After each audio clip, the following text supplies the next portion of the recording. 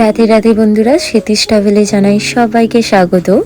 তো আমি ঘুরতে গিয়েছিলাম হরিদ্বারে কোথায় কোথায় ঘুরলাম এবং কি করলাম, কোন জায়গায় জায়গায় গেলাম, সব কিছুই দেখাবো তোমাদেরকে। চলো। হরিদ্বারে অপর নাম কি জানেন? হরিদ্বারে অপর আর এক নাম হলো স্বর্গরাজ্য, আর হরিদ্বারকে দেবতাদের প্রবেশ দ্বারও বলা হয়।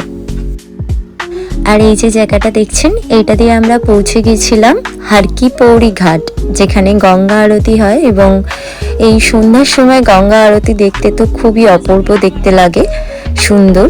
তো সেই দৃশ্যই আমি তুলে ধরবো সবার কাছে। চলো যাওয়া যাক। আর ঈশ্বরকে জানাবো অসংখ্য ধন্যবাদ, কারণ এই জায়গাটায় যাওয়ার জন্য আমি প্রায় 1 বছরের উপরে অপেক্ষা করেছিলাম। আর সত্যি কথা বলতে এই জায়গায় যাওয়ার সাধ্য সেই অপূর্ব। তো আমরা ফাইনালি পৌঁছে গিয়েছিলাম হর কি পৌড়ি ঘাট। হর কি পৌড়ি হলো একটি প্রাচীন ঘাট যা গঙ্গার নদীর তীরে অবস্থিত, এবং এর নামের অর্থ হলো ভগবান বিষ্ণুর পা। এটি হিন্দু ধর্মের একটি পবিত্র স্থান হিসেবেও বিবেচিত হয় এবং বিশ্বাস করা হয় যে এই স্থানে গঙ্গা নদী পাহাড় থেকে সমতল ভূমিতে প্রবেশ করে। এখানে গঙ্গা আরতি অনুষ্ঠিত হয় এবং এটি ব্রহ্ম কুণ্ড নামেও পরিচিত। হর শব্দের অর্থ হলো শিব এবং হরি শব্দের অর্থ হলো স্বয়ং শ্রী বিষ্ণু। এটি হরিদ্বারের প্রাণ কেন্দ্র। হিন্দু দেবতা হরি এই স্থানে অবতীর্ণ হওয়ার এর নাম হর কি পৌড়ি হয়েছে। এবং গঙ্গা নদী এই ঘাটের কাছে এসে হিমালয় থেকে সমভূমিতে নেমে আসে।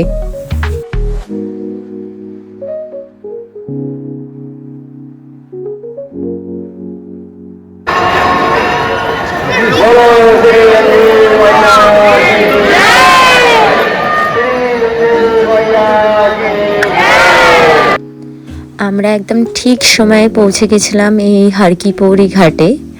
ঠিক সময়ে না পৌঁছালে ওখানে গঙ্গা আরতি দেখা যায় না।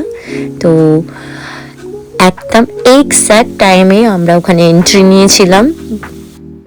আর এখানে কিন্তু আরতি দেখার একটা নির্দিষ্ট টাইম আছে। গ্রীষ্মকালে গেলে সেটা হচ্ছে 6টা থেকে 7টা, আর যদি শীতকালে যায় তাহলে সেটা হচ্ছে 5টা থেকে 6টার মধ্যে।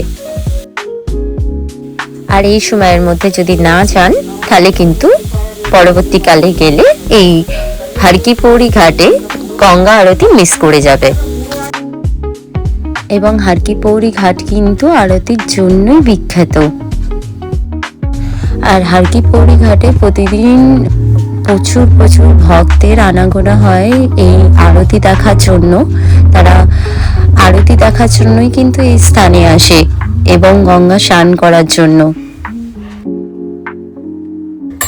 আর এই প্রথমবার এই স্থানে যাওয়ার পরে মনে হয়েছিল না, বাড়ি যাব না, এখানে থেকেই যাই।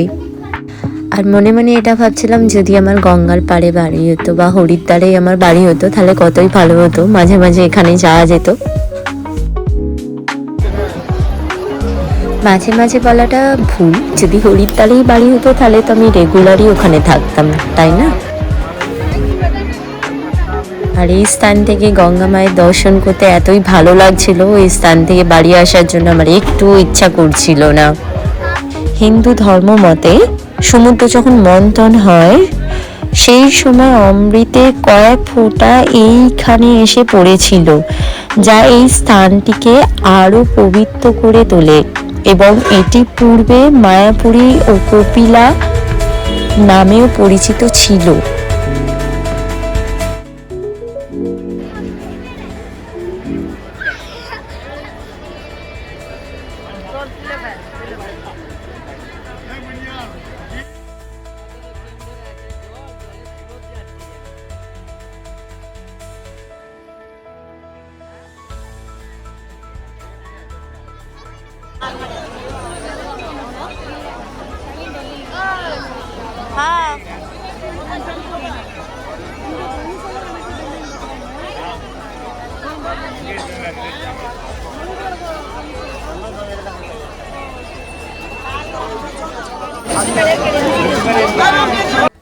ঈশ্বরের কাছে একটাই কামনা, যেন বারবার এই জায়গায় আমি যেতে পারি, কারণ এই জায়গাটায় গিয়ে আমার খুবই ভালো লেগেছিল, কারণ ঈশ্বরের স্থান যেখানে আছে সেই জায়গায় যেতে আমার খুবই ভালো লাগে।